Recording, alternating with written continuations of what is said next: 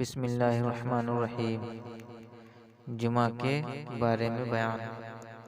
رسول اللہ صلی اللہ علیہ وسلم نے فرمایا کہ جو شخص جمعہ کے دن غسل جنابت کر کے نماز پڑھنے جائے تو گویا اس نے ایک اونٹ کی قربانی دی، اگر اول وقت میں مسجد پہنچا تو، اور اگر بعد میں گیا تو گویا ایک گائے کی قربانی دی، اور جو تیسرے نمبر پر گیا تو گویا اس نے ایک سینگ والے مینڈھے کی قربانی دی، اور جو کوئی چوتھے نمبر پر گیا تو اس نے گویا ایک مرغی کی قربانی دی، اور جو کوئی پانچویں نمبر پر گیا اس نے گویا انڈا اللہ کی راہ میں خرچ کیا۔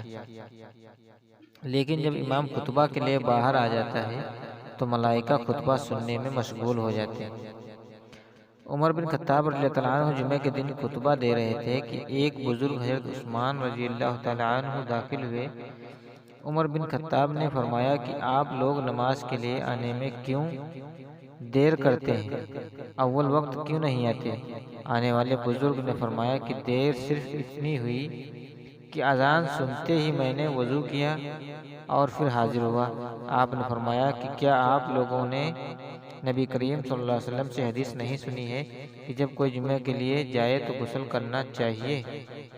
نبی کریم صلی اللہ علیہ وسلم نے فرمایا کہ جو شخص جمعہ کے دن غسل کرے اور خوب اچھی طرح سے پاکی حاصل کرے اور تیل استعمال کرے یا گھر میں جو خوشبو میسر ہو استعمال کرے، پھر نماز جمعہ کے لیے نکلے اور مسجد میں پہنچ کر دو آدمیوں کے درمیان نہ گھسے، پھر جتنی ہو سکے نفل نماز پڑھے، اور جب امام خطبہ شروع کرے تو خاموش سنتا رہے، تو اس کے اس جمعہ سے لے کر دوسرے جمعے تک سارے گناہ معاف کر دیے جاتے ہیں۔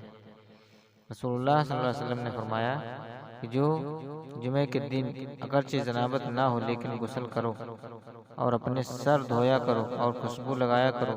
ابن عباس رضی اللہ عنہما نے کہا کہ غسل کا حکم تو ٹھیک ہے لیکن خوشبو کے متعلق مجھے علم نہیں۔